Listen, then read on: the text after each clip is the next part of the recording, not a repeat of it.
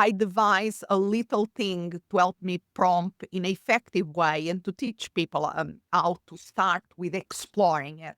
That Yep. was, I call it the ACE Hmm. of prompting. Act as. So the A is for act as a copywriter, a Hmm. specialist in LinkedIn, whatever you is the function that you want. You have to tell the person that they want for them Hmm. to be. So A, act as. Then the C was giving context. Context. Yep. What are you are wanting to do? And then the E was for engage, because many Yep. people were staying on the first answer, and that's not leverage. You have to engage. You have to go back and forth. I like this. I don't like that. Hmm. That is where you really get the depth and the juicy things. So with that simple framework, I was getting much more effective Yep. prompts. And now with projects, I don't have to give the context all the time because Hmm. they already, I preload the content, I preload the general persona, and Hmm. then I can just focus on the engage on the conversation. Welcome to AI Today with Lou Bortone, your source for the latest and greatest AI tips, tools, and trends. Get ready to get wicked smart.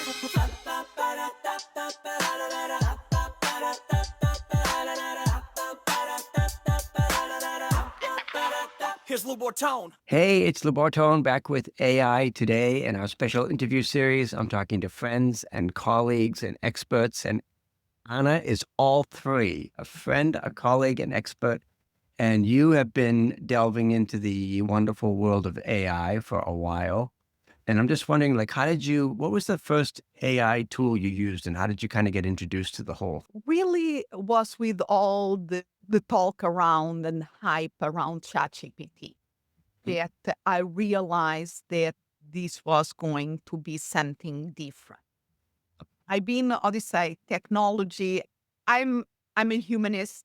I have a PhD in psychology, but I was always in the intersection of the humanities, the human potential, technology, and the business. So I live in that intersection of these three circles.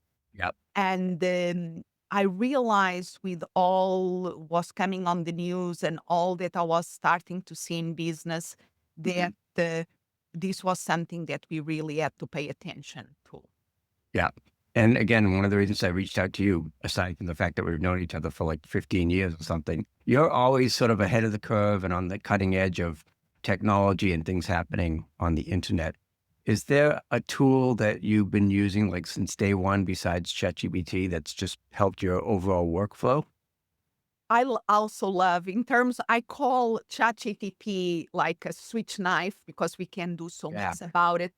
But I also absolutely love Claude. I tend to use Claude for writing and things that require a lot of, creativity. I don't know if you found the same distinction. Yes, and I think even how do you say what because I try to have too many tools in my box Yeah.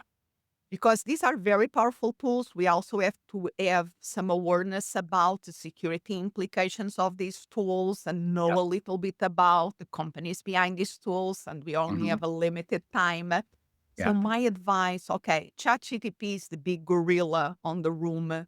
If Yep. we have to be aware of it and all, if they are not the first, they are the close seconds in any Yep. innovation in these overall purpose AI chatbots. But I always, even if it's not Claude as the second general purpose tool, I Hmm. advise people to have a second one because sometimes it's good to have that other perspective.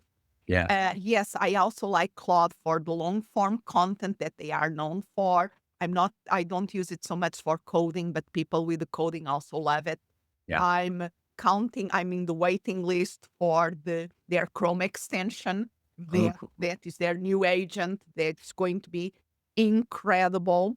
So I always like to have like two of the main ones in mhm. order to play with them. And even when I'm working, brainstorming from strategy to Yep. produce content, I like sometimes to move them from one place to the other to have Mhm. a fresh perspective.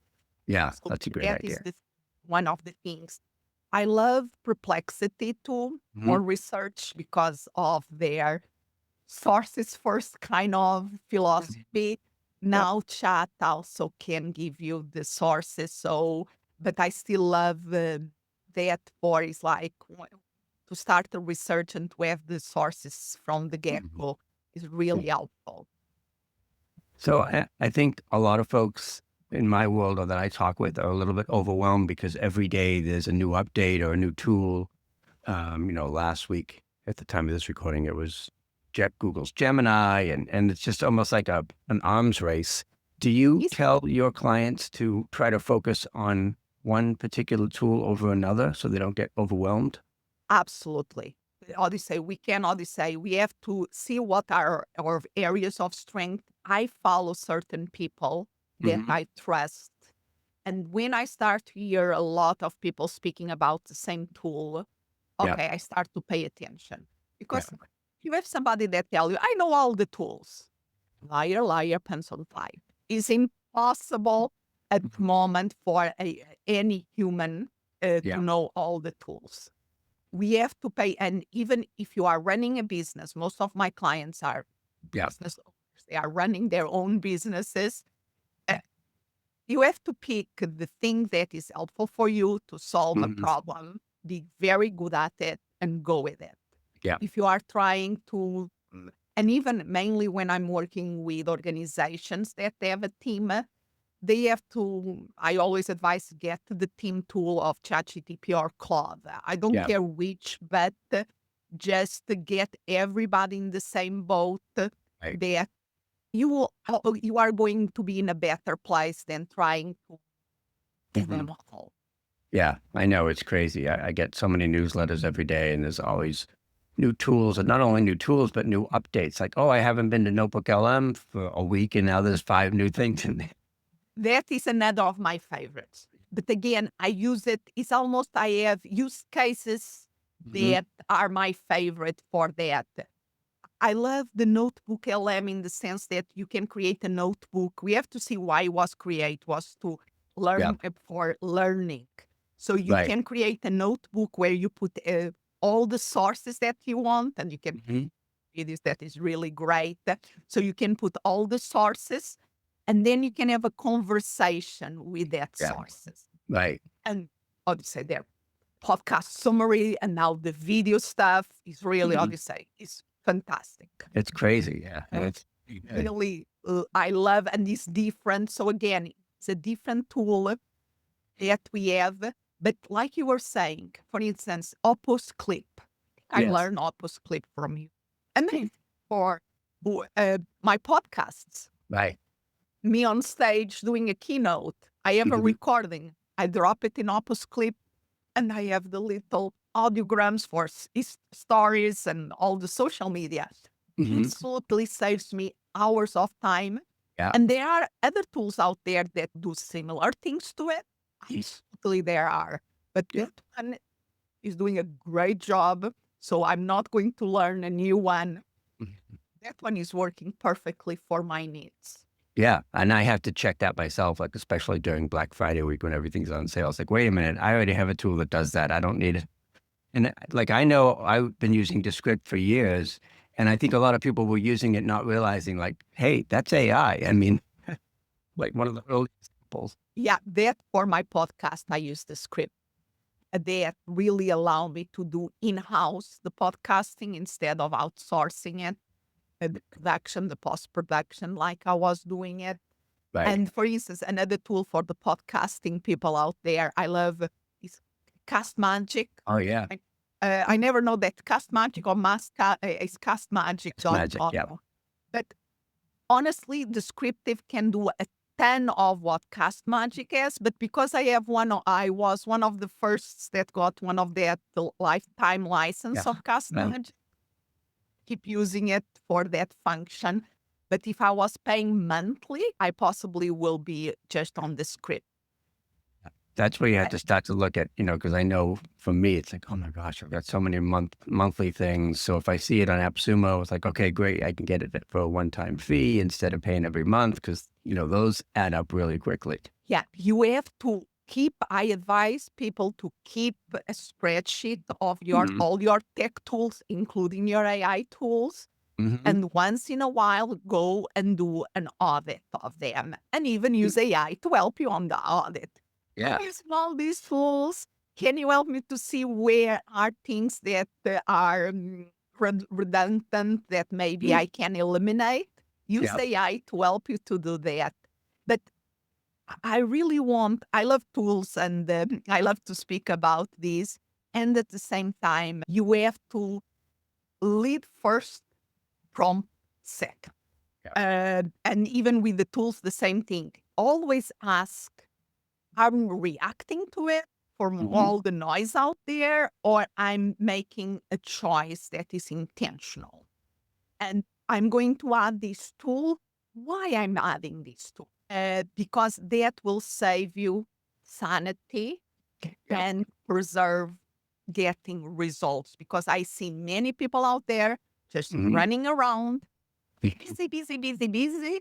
But if you squeeze and look to the results, there is not Mhm. much to show. Just Yeah. noise. Yeah. I had a mentor who used to say, don't confuse activity with accomplishment. It's like, well, I must be getting stuff done because I'm so busy. And we are AI in many ways have these new generative tools and these AI chatbots as is very good in amplifying what is already there. Yep. Yep. If you are busy, busy without direction and you introduce AI in the system, you are just going to get more busyness Yeah. without any Busyness. direction that Yeah. doesn't make any difference at the end, or the only difference that will make gets you burn out faster. Oh, I know. Yep. I hear that. So you talk a lot about the human side, obviously, of AI, which is a big topic because I think some folks realize the more we rely on AI and ChatGPT and Claude, it's almost like we're giving up some of our, personality or agency of being able to make choices and sound more human. And again, is let's not blame the tools on that. Because there's always this conversation. I still remember driving with maps that I had. Oh my Yeah. gosh, it was a spiral. But yeah, the little triptychs that you turn the pages and Yes, and was great. Remember when from having a map that we had to unfold and was giant, because you could not do it while you were driving, take the notes for it, and then they come with the spirals or that you can just flip a page and was amazing. When yeah. what was that? The TomTom, the first Oh yeah, the navigator could turn GPS it. Yep. navigate, how amazing it was. And Mhm. now we just Google Maps and there we go. Yep. So, Yep. and yes, we, when we had to do the exercise of thinking about before we leaving home where we were want to go, we will Right. memorize the routes more than we do today by just typing in our Google Maps and go without any doubt. Yeah. doesn't doesn't make us, how do you say, we release mental energy for other things. Mhm. So with these tools, yes, we can use these tools in a lazy way and Yep. become lazier. Is the thing of amplifying what is already there. We can use ChatGPT on Claude to help us to think deeper, Mhm. to really see angle. If we train them well, they Yep. can become incredible thought path, partners for us that Mhm. help us to see our blind spots. Yeah. And even they, in my opinion, they will not replace a business coach, but they Mhm. can complement a business coach, for Right. instance. Yep. Because if I do that homework first and then I go to the coach already with my ideas flesh out, I can take it to next level. And I have coaches who are using ChatGPT, very transparent about, like, hey, we were talking about this the other day, and I threw a few things into chat, and some of it's really good because if you ask the right questions and do the right prompts, you can get some really good feedback. And sometimes it's as simple as saying, okay, here's all this stuff. What am I missing here? What haven't I seen? And it's kind of interesting the stuff that it comes up with. Are there other tips that you have for making sure that your content still sounds human and sounds like you? Do you do custom GPTs or anything like that? I play with the custom GPTs. Now I really like the projects. So I think it's just a little bit easier to use and the results. So the rule is GPTs, if it's something very specific, you still Yep. can create a good GPT Mhm. customized to get you the result that you want. The projects are a little bit more flexible, and I Mhm. like that flexibility in that. Right. So I use that a lot, and I Mhm. have one for strategy. I have one for content creation. In Mhm. all of it, I have always my vision, mission, and values. Right. So I'm giving it the context because in the beginning, I always, when people were in the start, and I have my prompt library. I also have Mhm. my prompt library. But Yep. I was falling into the trap that I was spending more time finding the right prompt that I knew I had it in my library Mhm. than the work. And I devised a little thing to help me prompt in an effective way and to teach people how to start with exploring it. That Yep. was, I call it the ACE Mhm. of prompting. Act as. So the A is for act as a copywriter, a Mhm. specialist in LinkedIn, whatever you is the function that you want. You have to tell the person that they want for them Mhm. to be. So A, act as. Then the C was giving context. Context. Yep. What are you are wanting to do? And then the E was for engage, because many Yep. people were staying on the first answer, and Mhm. that's not leverage. You have to engage. You have to go back and forth. I like this. I don't like that. Mhm. That is where you really get the depth and the juicy things. So with that simple framework, I was getting much more effective Yep. prompts.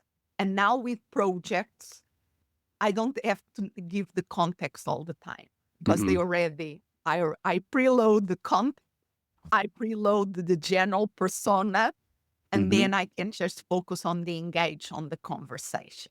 Yep. That Exactly. makes things much easier. Yeah. And there's still things I find that it's just not quite there yet. Like I was going back and forth with ChatGPT and I said, act as Jerry Seinfeld. I'm doing a speech and I want to open with a joke. And I'm like, oh my God, I'm like 7 or 8 or 9 prompts into this. I'm like, it's not acting. It just And that is the thing, we have to play with it to Mhm. understand what are the strengths and what are the limitations. And that is part that the general persona, there is this rule. Mhm. There is a book that I love that is called The Co-Intelligence. Mhm. Easy to read. Ethan Mollick is the author. I love the book. And the thing that I totally agree with him is that this is not human intelligence versus artificial intelligence. We have Mhm. to see this as co-intelligence. Right. And he speaks about 4 rules of co-intelligence. Let's see if I still remember them all. The fourth one, and I like to start from the bottom up. The Yeah. fourth one is that this is the worst technology or version of that technology that you are using. Yeah. Because means that in the next month is going to be better and Right. better and better. And it's image creation is an example of it. That is then I think the third one is treat AI as a tool, as a person, Right. but tell it what person do you want it to. And there I give a twist. I say that the general thing is that treat these tools like ChatGPT or Claude as a savant intern. That is Yep. their general persona. They Right. know more than you can imagine that is possible to be known, but Mhm. it's like an intern. You never accept the first thing that they put on the table. Yeah. Use your critical sense. Then the second rule is always be on the loop. You want to keep the human on the loop. You don't, Mhm. how do you say, you are on the loop of prompting in these tools. And Yep. also the end result, if it's going to be your work, Yep. you have to check it and make sure that represents you. So you have to Mhm. be on the helm of this. And the first one is what he calls the invite AI, everything that you do, to see the strengths and the limitations of it. They Mhm. call it jagged frontier Oh, because there cool. are things that these tools do incredibly well, and other things that, come on. Yeah. It's not Jerry Seinfeld. So, Yeah. wow, that's really good stuff.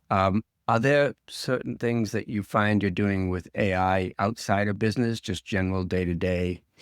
No, that is when I do more like workshops about this. I like to ask people, like, one of the questions that I like to ask, okay, what was the more crazy thing you have done with AI? Yeah. You never thought that you will get results, but you got amazing results, and vice versa. And for me, there are things, how do you say, I still remember my daughter, she's 16 years old, and she likes doing crafts and Mm-hmm. sewing. And we got the old sewing machine, and she was trying to do something, and Yeah. I didn't knew how to do it. And I say, Yeah. and then she photo of what the result that we were getting that was not a good result, photo of the machine. Chat, can you help us? Yeah. And okay, the thread was not well set up. And it Mhm. went by. I never thought Yeah. that will help us on something like that. That will Mhm. be an example of it. Yeah. And now it's getting a little bit more difficult to decipher or to determine, okay, is that real or is that AI? Because I know I've used Sora a lot for fun. Um, and now you can put like your dog or cat or whatever in there. So now I've got all these videos.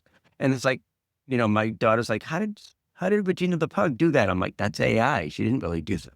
And that takes to another very important point. We have to educate ourselves. We have to increase our AI literacy. Mm-hmm. Even if you are not playing with these tools and all of that, but we have to increase our AI literacy, knowing Yeah. what can be done, what cannot be done, and knowing that AI is so good in creating videos.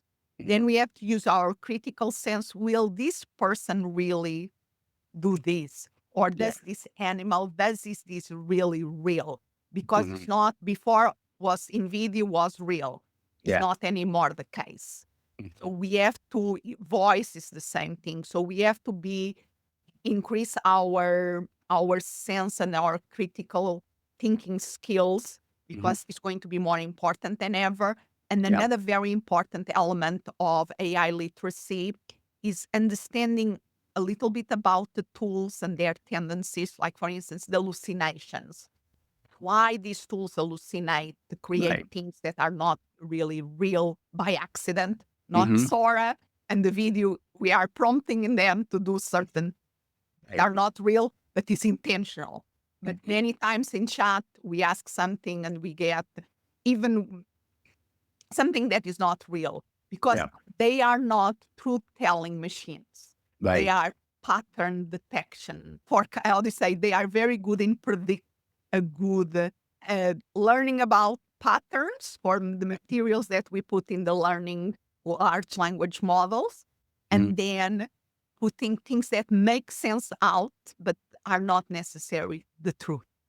And And it used to be a little easy to tell. Like I had to do a whole bunch of pictures of me, and I'm like, okay, if I have 6 fingers, that's not really. after the images, and fascinating, because the hands is something fascinating, because even for an artist, a human artist, it's one of the more difficult things to. That is why I think Disney's, they only have 4 fingers in their characters, because it Yeah. makes it easier for them And to I know draw it's the funny. characters. So always, and even artificial intelligence, they struggle with that, because it's a more complex, and feet are even, how do you say, the right proportion on the feet are Yeah. extremely, artists, they say that is one of the more difficult things for them to get right. But now is they are getting so good in terms of all the details, the shoulders, the movement, that we cannot, we are going, if we are not there yet, we are going to arrive to a point Yeah. that we will not know the difference. And that is why I think that in-person event Mhm.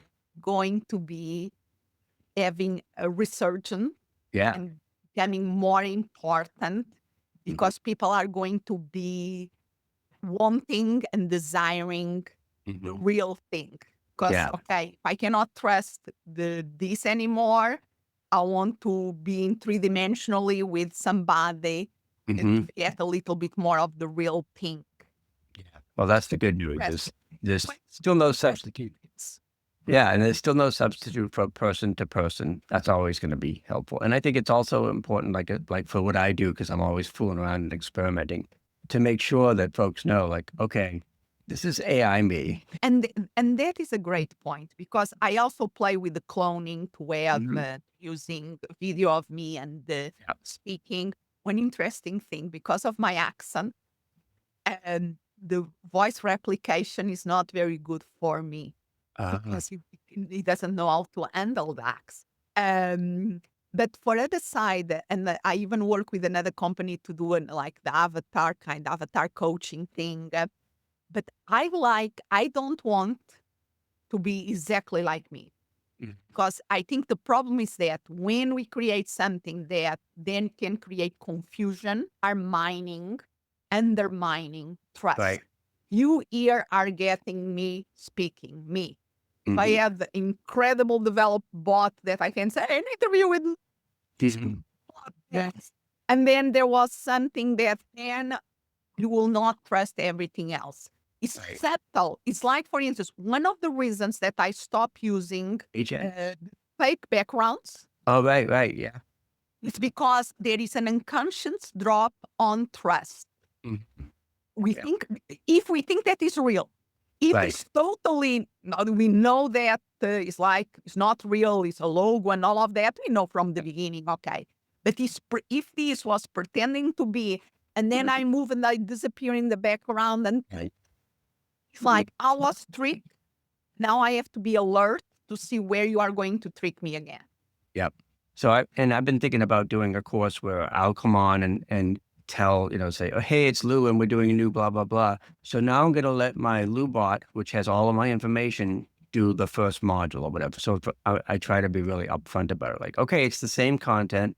I just don't want you to think that it's really me. It's my, And I even challenge you to have visually something that differentiates you from, even if technology gets to the point that really is amazing, to have a bow tie, to have something that this is my sidekick here Right. that is going to get in. But it's like you come from the TV world and all, so much of the Hollywood world.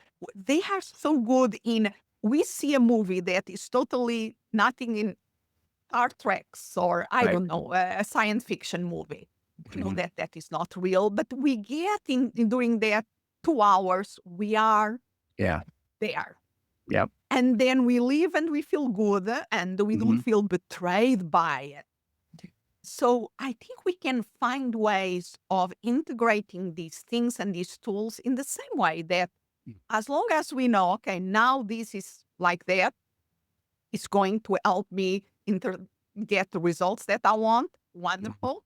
But then I'm out of the movie. Yeah, it's a fine line because even in TV, sometimes the commercials were so real that you had to put advertisement on the top or just say, okay, this, and in magazines too, it's like, this is an advertisement. It's not part of the editorial. Yeah. So, wow, that's pretty wild. It is a strange new world, that's for sure. That's for sure. So tell us where folks can find you, get in touch with you. So the easiest way, it's always my website. That is my name, Anna, one N, A-N-A, Melikian,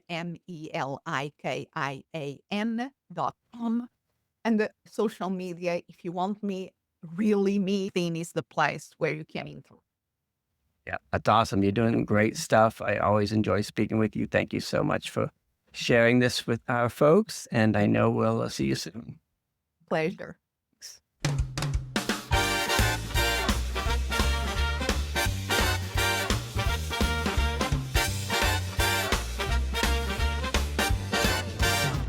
Welcome to AI, today with Lou Bartone.